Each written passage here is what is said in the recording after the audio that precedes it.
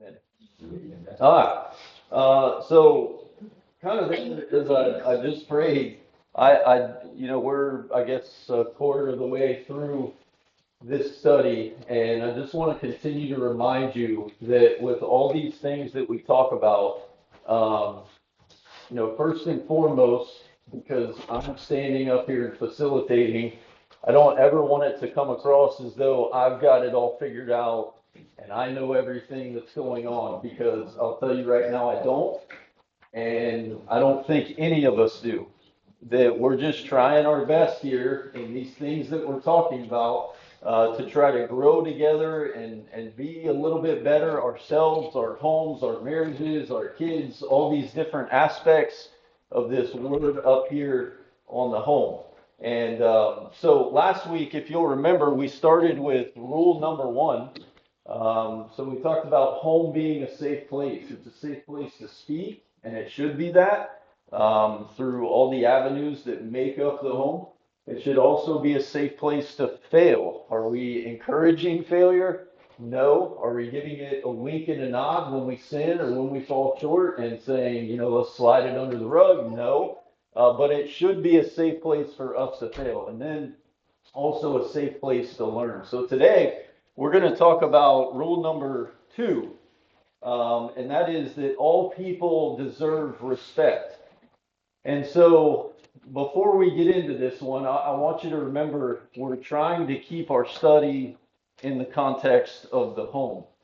And I'll tell you, as I started to kind of prep for this one and look at some things, more than anything else up here on the screen, this is the one rule or the one guideline, the one topic that I felt like I kept going outside of the home and trying to draw all these things to outside of the home, and it was super hard to bring it back home. And so I want you to know that, if we, in our discussion here today, start chasing trails that are outside of the home, I'm going to try my best to bring us back, because I think this is a word that we think of more times than not outside of the home with everything that we see going on. So, with that said, there's some words out there that we know, and we've seen for a long time, and we've grown up hearing a word, and we know its usage, but then we're called on to define a word, and we don't really know that we can do that. And I think that this is one of those words. So let me ask you, just to prove my point, what is respect? If you had to define respect, what would you say respect is? Exactly. So generally, most people, myself included, as I started to think about this word and to come up with a definition without just Googling it, most people have a really hard time putting into words or placing a definition on this word. And even if you did, if I asked everybody to write down the definition of respect, it would vary from person to person, right?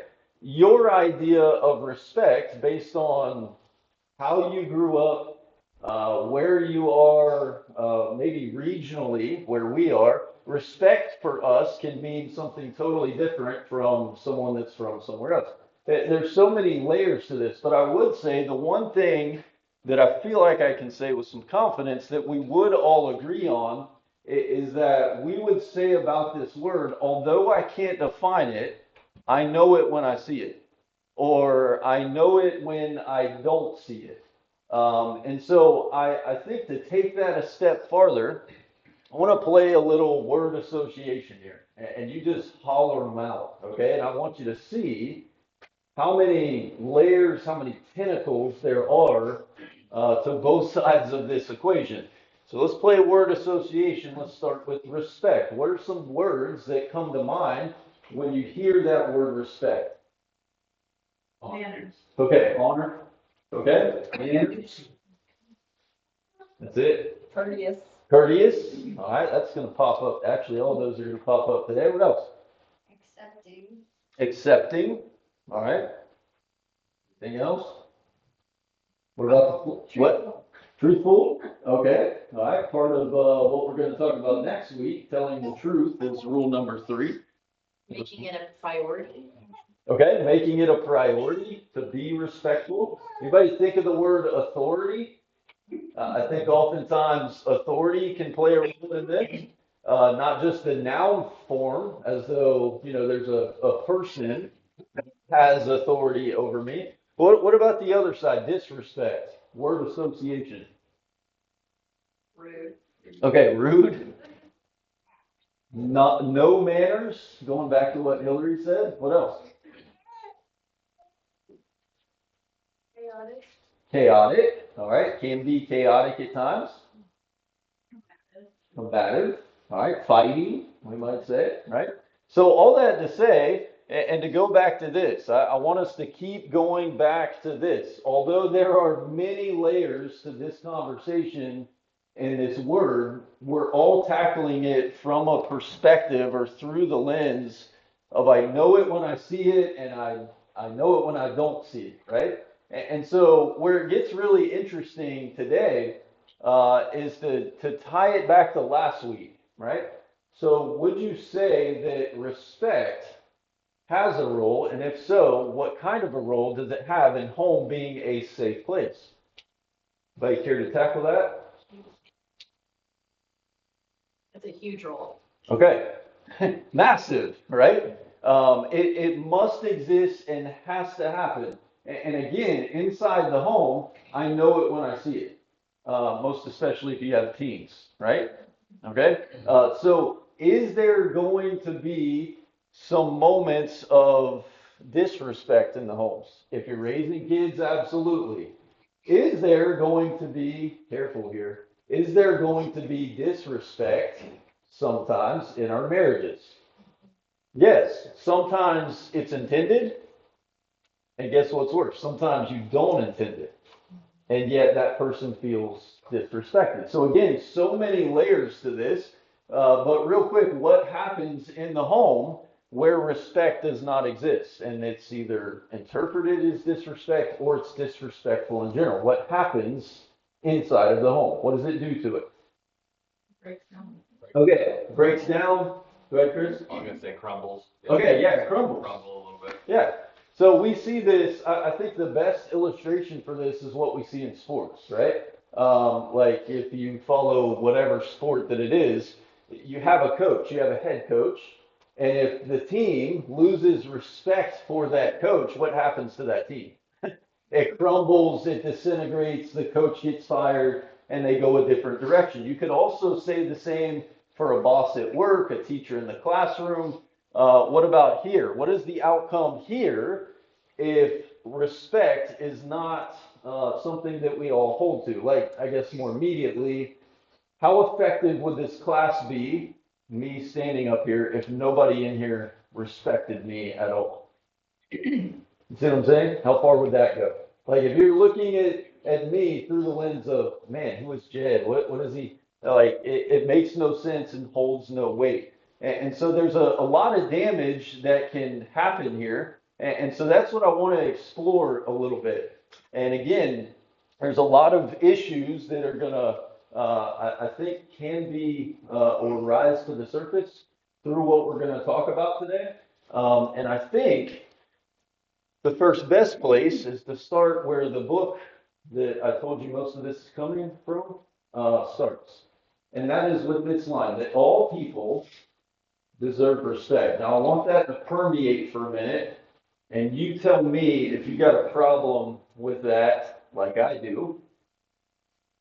And if so, why is that the case? That all people deserve respect. Is this true? Is this false? Take that whichever direction you'd like to head.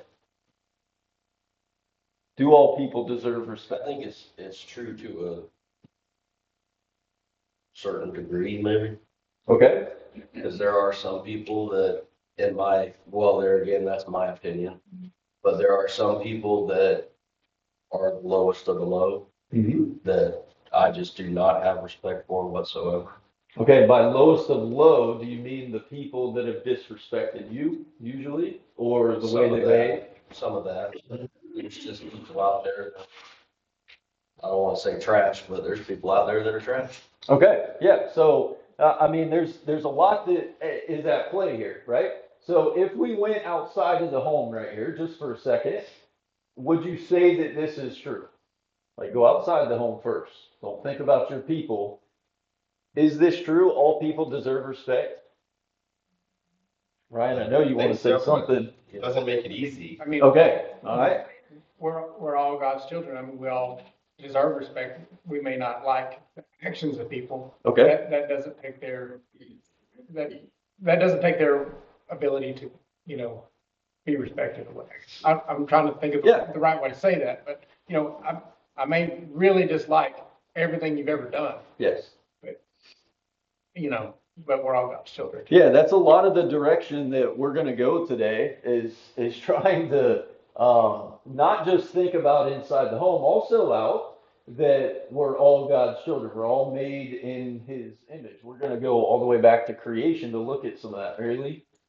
No, I think respect comes on different levels and in different situations. Like if I had somebody in my home that I did not respect the actions of, knowing bad things they've done in their life, maybe how they treated their children, their spouse, maybe their even own finances, just other decisions, I'm not going to go and ask them for advice, or if they give it unwillingly, I'm not going to take that and apply it to my life as if I had gotten it from my father, Right. because I respect him in that way. Yeah. However, if they come into my home, I'm not going to disrespect them by being rude to them, or if they're hungry, Sure. or if they need somewhere to stay, maybe they're really hard off and they just need some cash or a good meal or anything, I would never disrespect them by not giving them those basic needs from me. Sure. But I also am not going to willingly take advice from them to apply to my life if I don't respect them. Good. So it's a two-part, you know what I mean? Yeah. Like there's the basic human needs I'm respect. glad you just said that. I was gonna. Like, Yeah. go ahead. Free will to Right. be able to, Differentiate, differentiate all okay, of those things. Yeah, just piggyback, just sometimes the respect I'm showing is that I know might make a bad decision because of who you are in my conversation or in my interaction, and so I need to walk away from that. Yeah. Or I stop talking, and that's my way of respecting, because I don't like whatever, you're saying or decisions you're making or how you live your life, but I need to pull away, kind of like Mary Lee's saying, I choose to do certain things, but I'm not going to be disrespectful in that moment. Right. Yeah, again, so many layers to this, and I guess what I want you to see more than anything, like, we can say one thing right here, because we're sitting here at church, right? I mean, I know who I'm talking to, and that is people that would say, yes, we need to do that. But if this was a totally different audience, and I got people from the world that were not Christians, what would they say about this? Absolutely. Absolutely not. All people do not deserve my respect. Okay? So I want you to see that layer as well. Go ahead, Joey. So it was one of the people I watched on YouTube, one of the best people I have ever met, like a really good guy. And his point was the golden rule still applies, even if their actions should be abhorred, even if they were the most terrible person. Yeah. They still deserve the basic respect of a person or a human. Yes, and going back to what Chris said, super hard. Yes, sometimes that is. Now, the first place I think we need to go is scripture, right? And, this was one that popped into my mind just by way of all of the word association. This is a chunk of text. Peter writing here, he says, there's that word, submit yourselves for the Lord's sake to every human institution, whether to a king as the one in authority. There's another one. Or to governors as sent by him for the punishment of evildoers and the praise of those who do right. For such is the will of God, that by doing right, we might also classify it as, you may silence the ignorance of foolish men. Act as free men. There that is, Chris. Do not use your freedom as a covering for evil, but use it as bondslaves of God. Honor all people. Love the brotherhood. Fear God. Honor the king. There's a lot of word association right there. And so I started to think, okay, by way of giving maybe a good illustration of what we're talking about here, when we look outside of the home, we've talked about how what we do can affect the outside. And what we should be building should grow and incubate enough to where it has the effect on the world. But can it work the other way? Can society be the feeder of my home? Yes, very much so. And so I think the best illustration of maybe going to the outside, and again, this is merely an illustration, not trying to get into politics here, okay? But I think what we're seeing from a political landscape kind of makes this point that we're talking about here, right? So, like, if I bring up and I say that if you're a Republican, do you respect our current sitting president? And some of you, I mean, again, don't answer, it's just an illustration. But some of us, I'm serious in that, okay? I just an illustration. Some of us would immediately say no, because he's done this and he's done that, and he's done all these things, or he said this, or he said that, and we look past all the other stuff and just jump right there. On the same hand, if what we see on TV is real, if you're a Democrat, do you respect the one who is about to take office? No, because he's this and he's that, and he's fill in the blank with all these other things, and because of what comes out of his mouth. Or maybe you sit on the side that says, I don't respect any of them, because they're all liars, and they all do this, that, and the other. And so here's the reason for the illustration outside of the home in that context. Does respect mean that I 100% agree with everything that you say and everything you do? Absolutely not. Most especially not in the life of a Christian, right? And so as we pull that into the home, we got to have the same answer there. So am I going to always agree with Megan and everything? No. Is there going to be some differentiation in what my opinion is and what hers is? But in that process, do we lose respect, or do I disrespect her? And so it's kind of one of those things that I think has been lost on us quite a bit because of what's happening on the outside. It can kind of feed what goes on and what happens on the inside.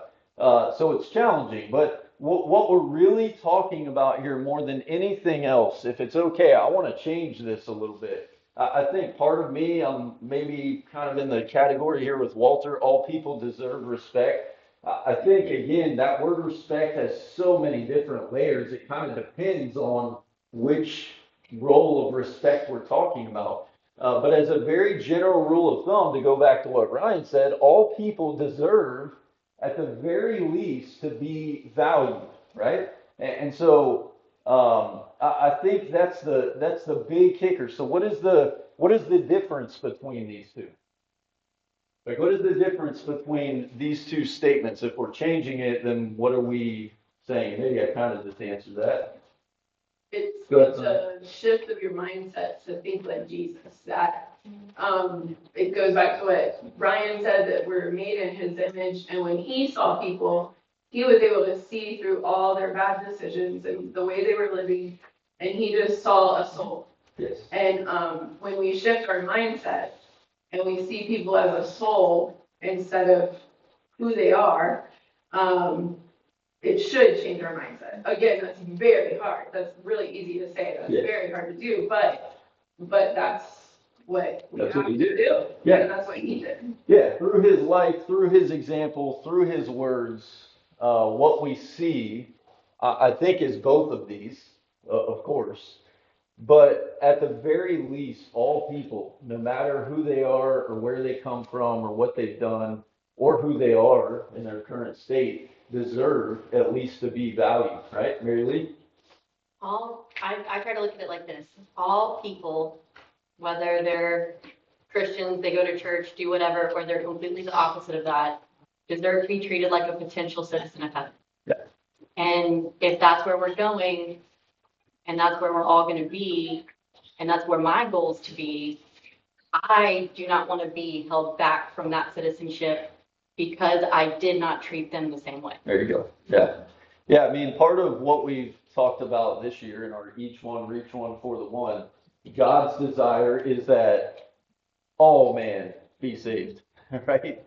Jesus came to seek and to save everyone, not one or two or few or the ones that, I feel a certain way about, right? Right? And Chris, I mean, yeah, that's definitely the way we should operate. We're all God's children. We should, yeah, definitely have that approach. Exactly like she said, but there are some people, a lot of people, even well, everybody at some point has no self-respect. How can I respect you when you can't even, Respect yourself. you're destroying yourself or whatever it is, or Right. you've got this, you do this terrible thing and you have zero self-respect. Yeah. It's really hard for me to respect you and value you. Yeah. You're just destroying yourself. Yeah, very good. Another added layer to that, right? Go ahead, Chris, and then Nick.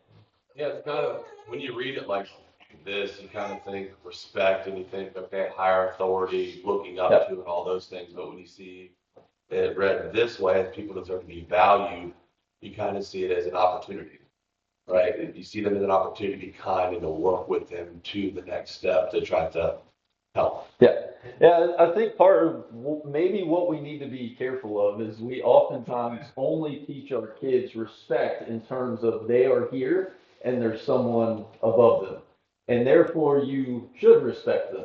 And I see a bunch of you shaking your head. But is that the only layer of respect that we're teaching them? Is that, listen, I don't care what your teacher says, you need to respect them. Or I don't care what your mom says, you need to respect them. Well, a part of that, as we talked about last week, I think it was last week or the week before, sometimes it requires some further explanation. It can't just be so because it's so. There's an added layer there. Go ahead, Nick. I mean, that's why I think that word is deserved, not earned. Yeah, I mean, fully, right? yeah, All of them deserve it, but we haven't earned that respect. right. And that's where it comes to an individual level, I feel. Yeah, very good. So let me ask you a few questions. Do our marriages hinge on respect and the other person feeling valued? Yes, a lot of it. If you don't feel respected, then what's the case again? There's a division. It's going to break apart. It's going to blow up. How about parenting? Parenting hinges on respect. The kids being valued and then the kids showing that they value their parents and honor their parents and submit to their parents. It works both ways, right? And so I think a part of what we need to get here is like, most especially with our kids, are they going to come across some people that differ in opinion with them? Are they going to come across some people that hold a totally different set of beliefs than they do or the way that they were raised? Yes. Are they going to come across some people that disrespect them? Yes. Are they going to come across some people that are terrible to work for but are people that are in authority? Yes. So what are we teaching them in all of that? Because guess where kids learn respect? Where did you learn respect? Home. And so I think the other part of this, maybe don't answer this out loud unless you really want to, but I want you to think about, what did you learn about respect inside of your home? And then send this two different directions. Maybe you come from the place where now that you're older and you're a parent, that maybe the way that I was taught respect is not right. And the question would then be, what am I doing to change it with me in my home? Or maybe it could be the case on the flip side that I was taught a lot about respect, and my parents did that for me. But now I find myself, as I reflect, in a place where maybe I'm not teaching it to my kids. So again, works both directions. And so no matter where you are in this mess of word association, confusion with respect, I think, again, back to this, all people deserve a certain layer or level of respect, of value, of kindness, of gentleness, at the very least deserve to be valued. And I think back to what Sonny said, why? Well, that's the example we see from Jesus, that even on the highest level where we have an enemy, someone slapped you in the face, will turn your other cheek, right? Some really hard things to deal with there. So let me stop there, and then I want you, if anyone has a comment, turn to James 3. We're going to read some of this. Anybody have a comment while we're turning there or anything to add? I Go ahead, think Megan. this is so hard, I feel like, because, I mean, I see it every day when you're working with kids, the impact of what is being taught them at home. But I even think about, kids, all of us were naturally self-absorbed human beings as a child. That's how we were created. And then it's our job to teach out of that. Yeah. And it's actually really easy, I know, as a parent to teach kids to be friends with everybody. But when you realize that you can't really teach them that way, you can't be friends with everybody because there are kids that are going to make different choices and they can't be friends with them. So you have to change your language, and around like 4 and 5, you realize okay, we have to stop saying you need to be friends and kind to everybody, but you need to be respectful to them. Because then you start to realize that other kids are not going to be that way. Yeah. And so you have to teach them how to respond to that. And it's really hard in a culture that thrives on, if they're not nice to you, you react in this way. Yes. You are mean to them. You respond. If they're not going to respect you, you don't respect them. And it is rampant. Well, in the culture. you started with school, and I would say that every fight I ever saw on a school campus or broke up on a school campus, if you went back to the root cause of all of it, it was because one person felt disrespected. Through bullying, through what they said, or you did this, or you said that about my mama. My And parents so- said, I Yeah. can do this. Exactly. Chris? I think we're headed there with the why, but when it starts at the home, I mean, I feel like respect and what we're teaching our kids, it begins with just a mandate. Yeah. We have to respect. And I correlate that to my time in the Marine Corps, where enlisted members are taught that they always respect the superior officer. Yeah. Even if you have 20, 25 years of service and you've got some 1-year officer who comes in, that 20-year veteran is going to salute that officer. But there's no why behind it other than it's a mandate. Yeah. And it's a lot harder to show true respect to someone than when that's the only thing backing it up. Now, is there anything bad about anybody else raised that way? You're going to respect us. I don't care what you say. And there's nothing wrong with that. I'll stop it at that because my dad's in here. But, I mean, no, there's a certain level of that though, Chris, that part of it, I think so much of just do this because I said so needs to be in place. Because kids can't figure out yet a lot of what we're talking about here. And so do they need to be taught to respect their mom? Yes. And why? Because she's your mom. Do you need to respect your dad? Yes, because he's your dad. Ultimately, you get to a point, I think, with teenagers where they want to test the waters a little bit, right? And that's what makes it very hard. But I think we've talked about this, when they start to do that, maybe it is, I don't know yet, but maybe it is that they're opening the door to trying to figure out why they should respect mom and dad, because I've always just said, because I said so, right? Mary Lee? So we were at a dinner the other night, and I was talking about my mom, somebody who had known her from high school or something. We were talking about how sick she is and everything, and I just kept saying, I think, over and over again, how she's my best friend. I talk to her every single day. I love her so much. Like, I go to her with everything, and they have a teenage daughter, and they kind of said to me, how do you think your mom got you to that place of being that close to her and loving her like that and everything? Were y'all like best friends all through your childhood? And I said, oh no, she was single-handedly the most terrifying person on planet Earth to me as a child and as a teenager. Yeah. Like, I would run away Yeah. if I thought that she was even going to find out I did something bad, because I knew she was coming after me full force. Yeah. But now, and even then, she was the person that I trusted, but it did start with a strong basis of fear and because I said so. Yeah. And, now she's my best friend, and I still am scared of her. Yeah. Okay. Well, I think the other part of this, maybe, as parents, and I think it's good that some of you kids are in here. I think the other part of that, And that approach, is that maybe you're trying to tell your kids, I'm the one who wants to be in your life. And I'm the one that wants to lead you. And I'm the one that wants to guide you. So does your mom. And so therefore, we need you to respect us because I know you better than anyone else. And we're the ones that can, I don't know, set you on the right path. And we're the ones that care the most about you. We're the ones that are going to direct you in the way that you should go. There's so many layers to that. Hillary, and then back to Chris. I think another layer to that is having enough respect or value for them to ask for their forgiveness. Yeah.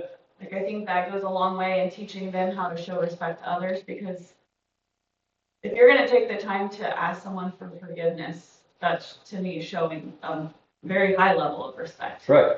Because you know that you hurt them. Yeah. And I think it all goes back to humility. Right. And that's Christ at the base level, is just humility exuded. Absolutely. So I think. Yeah, the role of humility in regards to this is massive. I mean, most especially, in all aspects of relationships inside the home. I think there's something really beautiful about telling your kid, I messed up, and being humble enough to say, I made a mistake, and I messed up. Why did they need to see that? They're setting an example. Okay, yeah, so like they're picking up on what I'm doing. If what I'm doing is wrong and I'm not showing respect or there is no value there, and I don't come back and say, whoops, I messed up right there. Maybe there's some issues there, but humility a big role in that. Chris and then Christina. I think that's why it's really important for us as Christians and us as parents, to kind of set a really good example, and walk the walk and talk the talk and try as hard as you can. Yeah. And use that humility, because there's people out there that were raised up in a family that don't respect their parents at all because of the way their parents may have treated them. Mm-hmm. I think back of the story that Jody has told us multiple times, he was raised in an abusive family. Yeah. So it's hard for that kid to probably respect that father in that situation. Yeah. So I think that's why it's important that we try to set a good example so that maybe we can be a family of refuge for those kids and those people that might need an escape. Yeah. Right? Well, and that's good going all the way back to the first week. Remember we talked about the generational things that kind of trickle down, right? Jody, I'm sure everyone's heard that story that Chris is talking about. So think about where he and his family are now versus maybe what it could have been in that same situation for them. Christina? I was gonna say. Okay. All right. So I don't know that we're going to finish this one, which is okay. I told you guys, we kind of built in some time where we could take these on in 2-week ways. But I think one of the biggest things I want you to see here, I guess before we close, I told you to turn to James 3. One of the measuring sticks is not only Jesus and his example and his treatment of people with respect and value, but one of the things that I think is the greatest measuring stick or measuring tool in all of this is not necessarily our actions and what we do, but more than anything, what we say. Like, as well as I do, that it's not only the words, but sometimes the tone of voice that can come into play where we say, that's disrespectful, right? Could be that there's nothing wrong with their words, but it might just be the tone. There's a lot of ways that can go. But I want you to see from James that one of the measuring sticks, or one of the things we need to pay attention to the most when it comes to respect or disrespect, is what comes out of our mouth. So James chapter 3, beginning there, I'll start in verse 2. We all stumble in many ways, no doubt. If anyone does not stumble in what he says, he's a perfect man, and he's able to bridle the whole body as well. Now, if we put the bits into the horse's mouth so that they will obey us, we direct their entire body as well. Look at the ships also, though they are so great and are striven by strong winds, are still directed by a very small rudder wherever the inclination of the pilot desires. So also is the tongue, a small part of the body, and yet it boasts of great things. See how great a forest is set aflame by such a small fire. Going back to what I asked you, if there's not respect in the home, what did you say would happen? It's going to fall apart. In this case, James says it'll burn up. All of it, everything inside of it. And the tongue is a fire. The very world of iniquity. The tongue is set among our members as that which defiles the entire body and sets on fire the course of our life and is set on fire by hell. For every species of beasts and birds, of reptiles and creatures of the sea is tamed and has been tamed by the human race, but no one can tame the tongue. It is a restless evil, and it's full of deadly poison. So again, back to the beginning, are we all going to fail here with what we say? Are we all going to fail in our tone, most especially as a matter of respect or disrespect? Yes. With it, we bless our Lord and Father, and with it, we curse men who have been made in the likeness of God. Going back to what Ryan said. With it, on one hand, I don't know, you tell me if this is you. And I'll just be super honest. My biggest struggle is in the mornings, where I'm usually up before anyone else in the house gets up. And I've usually read some of this, I've prayed, and I've thanked God for the very people that are still asleep inside my house, and then they wake up. And everything changes. And Nash goes really slow eating his breakfast, and we got to get out the door. And my tone, I mean, what I'm saying is right.